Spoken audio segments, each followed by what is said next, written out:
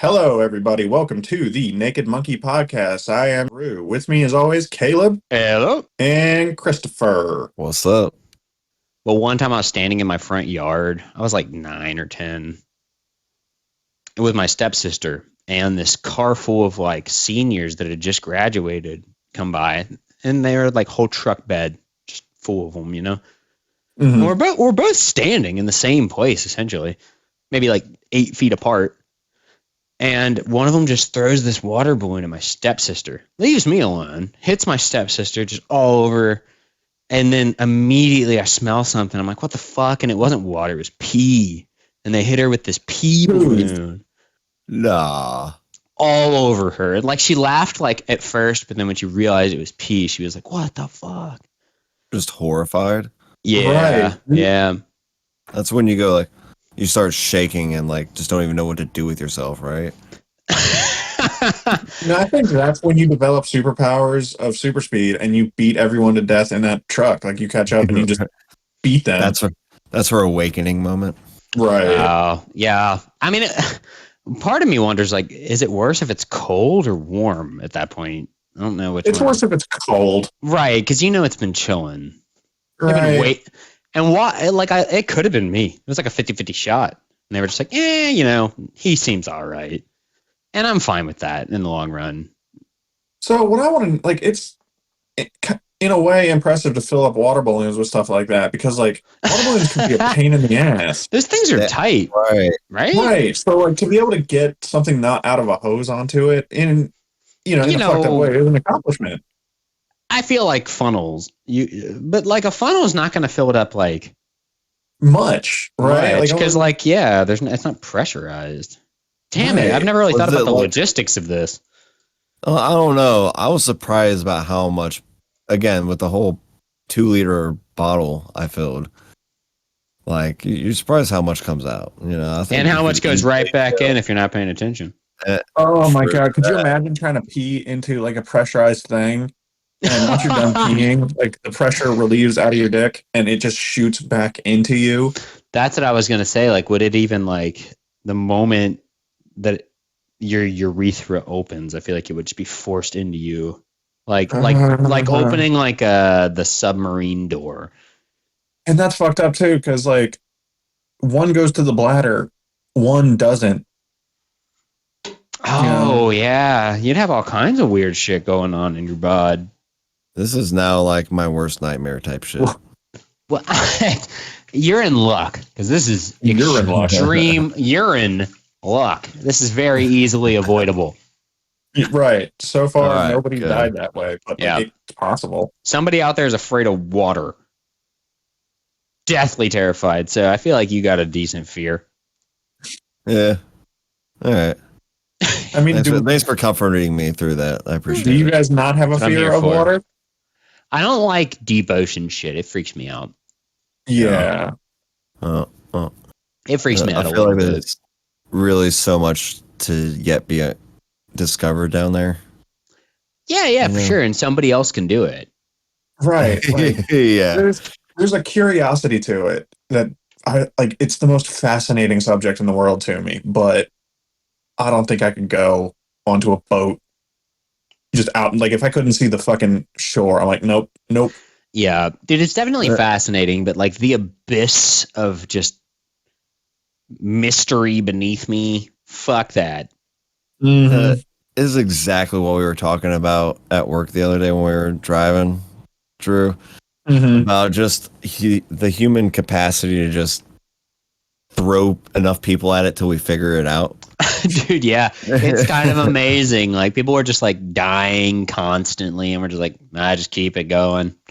Yeah, like just push through. Eventually, it'll work. Yeah, who's the next in line to get trapped in a tiny, tiny cavernous opening deep within the earth? And hope to God somebody welded all the things in place. As long as we got the footage, I think it's okay.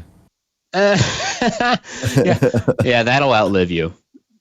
But I do wonder. I really care about. It might be weird, but I think about like with like digital media. Do you guys ever just think about like Digimon, digital monsters? Did you World know media the champions? Yeah, like like if you carve some shit into a tablet, like that's gonna last for a while, right? Like we're still finding shit from like 5,000 BC because somebody just I mean, not if I take a hammer to it. not well, yeah, not if you take a hammer to it. But like, do you think?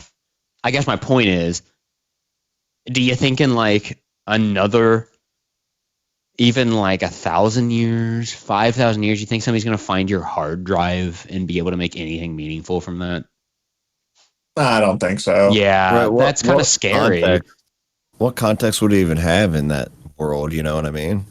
Right, but like in The same ours, as like you when we have. find like yeah, like that's a when we find like Neanderthal cave paintings, where like there's at least enough context that we have something from it. Yeah, Like we're still human. we can relate to it in some sense, but like Yeah, but we're also on an exponential path that 1,000 years from now, what are we? fair enough. I Yeah. mean, I'm not saying it's impossible, but like if there's not even like I'm not even sure like some fucking rusted out, calcified, destroyed.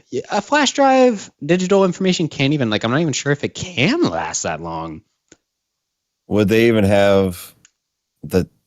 I mean, I guess they could probably make the technology to use it if you're that far into the future, but If it were you preserved, gotta be using something different at that point, you know? Right? I'm sure there's like they a went back to fucking Laserdisc. yeah. There's a way to like brute force your way into the data it has just through like fucking somehow or some shit. I don't know how computers work. Yeah, maybe, Somehow or some shit. Yeah, it's usually but something like like that. it's got to be some. You know what I mean? Like, cause like rocks, they tend to they tend to last a while. I mean, what are microchips if not just like a lot of tiny rocks? Yeah, but like I don't know, man. I don't know. Like if I just I've had flash drives that fucking corrupt because I just mistreated them. I pulled it out too early. Right, you didn't eject it before you pulled it out. Like No. that shit's sensitive, man. If I can fuck it up in like 3 weeks, I'm sure 1,000 years is gonna be a problem. Yeah. Yeah. Unfortunately, I don't think our technology lasts like a rock does. You know? Like a rock. Sorry. Okay. Right. You I mean think, like the country? yeah, What? the rock. No, that's the Like island off Iraq. of. No. No. Okay, so I have a theory. The more you do to something, like a rock can live forever, or can be around forever. You know, theoretically. Feasibly. Spit on my Yeah. mouth. Yeah, erosion exists, but I'll take your Right. point. Let's say you take that rock and you refine it down to get the metal out of it, and then you take that iron and then you combine it with other things to make steel, and then you take that and you make a phone case, and then you take the extra steel and you make wires with it. Like you're doing so much with it that the more you do to a thing, the less time it'll actually be around for. Sometimes, yeah. I get you. I think a lot of times that can be true. There's sometimes that we can like fortify things through like technological knowledge, but like I do wonder, like maybe like to run with that same thing is like a rock might last like a stone, like the Rosetta Stone. It could last such a long time under the right conditions, but Mhm. the amount of information it can contain is like a laughable compared to even the most rudimentary flash drive we have nowadays. Unfortunately, this thing that can contain the world fucking the Library of Congress 9 times over is just so easily fucked up. So it's like Right. I feel like there's like a sensitivity versus how much it can contain dial. Fair enough. I mean, you're getting We like pushed a it real phrase. hard into one direction. Yeah. You're getting like a phrase on a rock. You know. You're Do getting. you? We've talked. You and I, Chris. We've talked about Taoism. I'm sure I've brought it up to you, Drew, because I really like the Tao Te Ching. But it's like Cool, dude. it's there's part of it too. Like it's only 80 poems, and like you could read it in like a half an hour. But like it's a religious text that's like lived as long. It's like the second most translated book in the world after the Bible. Damn. So like part of me wonders, and this is like a weird thing to bounce off of with our conversation, but like if maybe you don't like sometimes less is more. Like maybe the most important shit to convey to the next generation, like it might sound silly, but like if you couldn't convey what you mean to say in a concise way, then like Is it worth it? maybe the most important things about being, I'm not saying like really complex processes or anything, but like the most important things about just being a human. Mm-hmm. If you had to time capsule it, like It's the simplicities. exactly, like if you couldn't get it down in 80 poems worth of words, then like you probably can't get it down. Well, I mean, Yeah. like Einstein said, if you can't explain it simply enough, you don't understand it well enough. Right. Or like Avril Lavigne said, he was a skater boy. Why you got to go and make things so complicated? Oh God, you actually made my nonsense relevant. Thank you. I'm so proud of you. I thought that's where you were going. No, I was just intentionally trying to be just absolutely pointlessly random, and you actually you found a way to make it make sense. I'm very pleased with that. I think you're right. Where something I've really been thinking about a lot lately and trying to remember is just keep it simple. You know, that's Yeah, it's important. I've actually that's part of like over the course of like the last decade, my attraction to minimalism and simplicity has just gotten like larger in an ironic way. But right, yeah. like minimal game systems, minimal music, like there's something fun about, and I guess I say that, but maybe it's always been something that's like sort of a part of me. Yeah. But I think it's also definitely a part of our culture now where there's so many things coming at you all the time where it's just at a certain point you're just like, fuck it. That is what she said. I just want to it is. You're just like, you're going to keep it simple, keep it to what you care about, you know, and not go much further than that because you can just really get lost down a rabbit hole that you're just wasting time on. Yeah. Right. And I know that like there's a huge margin for taste in like a lot of things, but like for me personally, even when it comes to like I remember creating like even with like game systems when I'm working on shit like that, like I'll include all these rules that seem neat in theory, but over the course of like 12 hours of gameplay, they never come up and they add nothing. So I'm like, why do you exist? You just exist in case this very specific thing happens. Right. Like, and you're not adding anything here. And like, same with music. Like, I remember writing a song with my buddy Jacoby one time, and it's a funny song, but like, nonetheless, like, you know, I'm still me. So anything I'm bringing me to it. But like, we're writing this goofy song, and like, I just wasn't satisfied. I kept trying to like figure out how it would like land. And finally, I looked at it and I'm like, dude, I'm overthinking it. Like, it needs to be more Mongo Bongo. So like make the lyrics more stupid and make the drums more to the point. And then it landed because it was so just primal. It just, you know what I mean? It just resonated with just like, oh, that's it. Like we were overcomplicating it. Right. Like this is the thing that triggers an emotional response that makes you just want to curb stomp a baby. If you start adding all these bells and whistles, it actually fucks it up. Yeah. I'll never forget, like, I was just after high school. I just started smoking back when weed. You peaked. It really is. So, T-shirt. I'm just sitting there. We're smoking, and we started hanging out with this dude. He was a musician. His whole family was like musicians. They owned a music shop. He made his own guitars and everything. That's cool. Yeah, no. Was it Jack White? Sounds like Jack White. You look like him, but weird. What?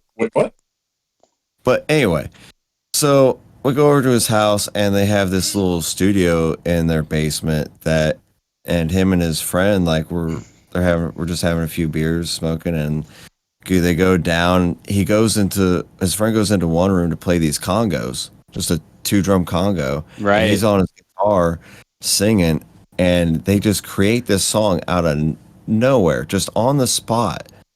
And it's one of the most. It was almost emotional, you know. Yeah. It was just a guitar and a congo or Kong, whatever you want to call them. I don't know. Yeah. The bongos. The bongos, yes. It was just fucking awesome, dude. Yeah, no, I think that's the thing is like we sometimes are quick to try to diminish the impact of something because of we're like, look how sophisticated this other thing is, but like there's a reason people enter like trance like ecstatic states with just drums sometimes. Like yeah. There's something really beautiful about that. Yeah, like you said, like it is a beautiful thing when, and it can sound funny when you compare it to certain things, but like I've found that feeling in everything from listening to like traditional tribal music all the way to like black metal. Like the medium you're using doesn't matter. Anyone can accomplish this. Yeah, and it has to do with what you're I think feeling at the time, you know. It's something may not hit at a certain time that it does another, you know. That's also true. Like, yeah, I've had shit that I've tried out just recently that I tried back in the day to listen to it, and I was like, I don't know. And then like I listened to it recently, and I'm like, how the fuck did I not fall in love with this? Right. No, that's been a huge thing, especially with this karaoke thing. And, you know, started to listen to a lot more music here lately. I don't listen to that many podcasts. I actually like really listen to more music more, and actually started paying attention to lyrics and yeah, dude. All these songs that I've heard a million times, I'm just hearing in a new way now because I actually have gone through some of this shit. I'm actually feeling some of this shit, you know. Yeah. No, that's awesome, man. I'm glad to hear that. Like music is fucking witchcraft. Like I know that, I get like you can't make somebody feel a way, but like if there is such a thing, music might be that. I mean, yeah, but like, so I was thinking there's the term broad appeal. Like everybody loves music. Like nobody doesn't like music. Except for sociopaths. Or some sort of rhythm. You know, like, yeah, right. Well, they're not really people, but it's the one thing that like every culture around the world has some sort of emotional connection with. Yeah. Dude, that's what's like beautiful about it too, though, is like listening to another culture's music and like hearing their folklore and their like religious stories and stuff. Like, I feel like it just helps you sympathize with them. Or even something as simple as what their version of like common phrases are in their songs that they would put in as like a joke. Yeah. Well, I think that actually is like, it lets you understand that there's a lot of commonalities between all these cultures, you know. We all talk about a lot of similar things, you know. Absolutely. Mm-hmm. Like the music we write, like I've always boiled it down to like 3 things. And I can't remember who said it. They probably said it better than I did. But they were talking about the context of history, but I think it just has context generally is like never forget that like whoever it is you're talking about, whenever they existed, wherever they exist, they have thoughts and they have dreams and they have fears. They're human. Like you can relate to them. Those 3 things are generally not that different. Right. What they want, what they're afraid of, how they feel, those are generally, there's so much overlap. Yeah. I think music has a great way of expressing those feelings. Yeah, it does. Because it expresses the vulnerable feelings in a way other things don't, you know? There is something different about it, even from other media. Right. Like movies, games, you can see vulnerable things in people, but it just doesn't. You can say a lot in a 3-4 minute song that you don't get out of a 3-hour movie. Yeah. It doesn't even need to have lyrics. I mean, honestly, sometimes if they the song to a video too. That you know. Yeah, have you seen That's those pretty powerful. memes where they change the music during a movie scene just to fuck with the impact? Yeah, Oh yeah. That says a lot, that's though, about music. yeah, and Mm-hmm. it turns into like the start of A Quiet Place turns into a comedy. Yeah. Yeah. Or Voldemort's like scene turns into like romance instead of horrible death anguish. Which is a shame. I liked his death anguish. It was funny. What a Yeah. goofball. But it is so true that like all the music, even in movies, it really sets the tone. Games. I mean, imagine Doom without its soundtrack. I would You never know, want to. Right. No, it just wouldn't make sense. and like the best one for me was Pacific Rim. You remember that movie? Of course, I love that Yeah, movie. yeah. That was a good one. Yeah. And I think Da-da-da-da-da. yeah, I think 90% of why that movie is as good as it is that soundtrack. It is exactly what that movie needs. Yeah. Like it turns an otherwise good movie into a fantastic movie. Dude, yeah. Somebody who was a master of that kind of soundscape shit was Stanley Kubrick because, I'm only 32, so like I did not see The Shining in theater, but we got a chance to for like a Rapper? what? You said Chance. Sorry. Oh, I don't even know who that is, but I'm sure they're great. Anyway, we got we got to see The Shining in theater, and I've seen that movie potentially more than I've seen any other movie. And the way that shit landed as just audio assault was horrifying in theater in a way that it never was at home. And even the moments where like when you're watching a movie and they choose to not have music and that makes it even more fucking tense, you know what I mean? Yes. You're just like, oh, this is God. so awkward. You're just making me stare at it. And there's just nothing. Mm-hmm. I'll say like having the surround sound now, Mhm. it really adds something to watching a movie at home. We do have it, but like we try to keep it relatively tame because we're in apartments. Yeah, that's fair. But man, one of the best ones for that in a theater was Into the Spider-Verse. You ever seen that movie, Caleb? Mm-mm. Oh, What? it is fantastic. It's not even just a good superhero movie. It's just a fantastic animated movie. I do It's just a appreciate. fantastic movie. Yeah, I appreciate animation. I mean, It's definitely unique. I definitely am not as much of a Marvel comic book person as a lot of people are. I do appreciate them and I don't hate on them, but I think maybe it got fatigue because I used to go out in theater and watch a lot of them up until Endgame, and I think at a certain point I was just like, I don't have the emotional momentum to continue doing this. There's just so much. Because yeah, this doesn't have anything to do with the MCU or any of that. Like you can go into this with no completely pants separate. on. Yeah, just buck wild with it. But near the end, there's a point, and I was drunk as hell in the theater watching this, where it's the climactic music moment of it's like the triumphant moment. It's just like yeah, he's doing woo, and the song they use is a rap song paired with orchestra, and it fits so well. I was getting the biggest fucking goosebumps in this theater. I was like, Jesus Christ, this is intense. That's cool, man. No, that is cool, and I definitely do like in the right. Usually, when people put one on, like if you came over and put that on, I would watch it and probably enjoy it. It's just a lot of stuff like that is like on my own accord. I might not do it, but my girlfriend is a huge Spider-Man fan, and so like she just constantly berates me for not keeping up with. Yeah, like, that shit because like yeah. And like I'm not a fool or anything. Like, my brother has a whole ass YouTube channel dedicated to comic books, so like I do have like a knowledge of it. But if there was somebody at Amazon one time and they were making fun of somebody for playing video games, and all I could think was like, dude, like what the fuck do you waste your time on? Because we're all just wasting our time. Like shut the fuck up. You're not better than anybody. Right. Like, fucking eat a dick. Yeah, I just waste my time on different stuff. Yeah. And it's And like, probably seems just as goofy to the next person to be like, really? That's what you're doing? And I'm like, shit. But I yeah. definitely feel that Marvel fatigue.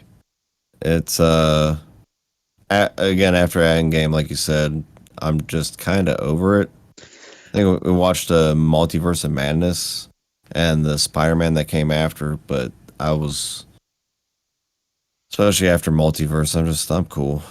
No, we saw Thor too, or 4. I did Yeah, see well, that wasn't in theaters, so I'm like, yeah, we watched it, but yeah, that too was Yeah, that one wasn't it was good. entertaining to a point, but Are you guys I talking about the didn't most care. recent Thor movie? Yeah. Yeah. Yeah, I actually did see that in theater. We did go and watch that one. And yeah, like it was entertaining. I enjoyed it. It's probably like Drew says about like the Star Wars movies. Like I might not return to that. Like you know what I mean? It's not going to be like a constantly in my rotation like The Shining. But Yeah. Right. but I enjoyed it for what it was. Like I'm more likely to probably see one-shot comedic Marvel movies nowadays than I am most other ones, just because I don't want to have to do homework. Honestly, you know what I think it is? I don't even think it's superhero fatigue now that I think about it. I think that's part of it, but I think it's fucking quip fatigue. Just this sort of like point at the camera, make fun of the thing you're watching with you watching it. You know what I mean? Yeah, Yeah. Like I don't that mean to drama show say thing was a lot like that, where it was like, oh my god, like isn't this exactly like a Scooby Doo show would do? Isn't that so stupid? And it's like, why are you yelling at me for your show? right. you made it. Like Right. Yeah. It's that constant thing of talking down to your audience, basically, of it you does assume get old. you assume they're just really dumb. And like I ain't got time for it anymore. I think a Yeah, lot of it is they're trying to be in on the joke too. Like the writer of the movies be like, yeah, guys, like I'm in on the joke too when we make this stuff. Like it's also done for us. Like wink. It's like, No, that's what I'm saying. They can't tell a joke without then telling you exactly like, hey, this was the joke. You get it?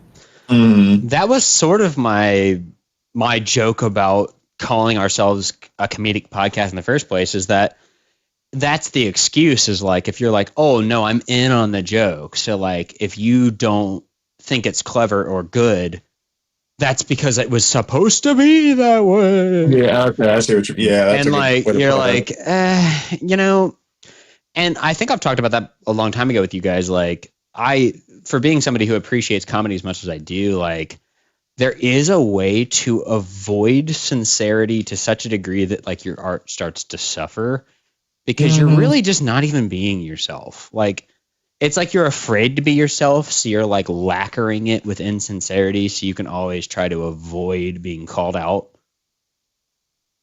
Mm-hmm. And that's just way less meaningful than like just like there's a time and a place for that, but like it just can't be everything all the time. Like I don't need you to And be in on the joke. Just be genuine and that will land well, if it's good. that's the problem with the Marvel movies and a lot of media here lately is they're trying to pander to everybody instead of just owning that you're going to be in a certain lane and that's okay. You know, it's you're going to have those people that really like that type of movie that you're going for. Yep. You're going to have some that don't, and that's okay. You Yep. know.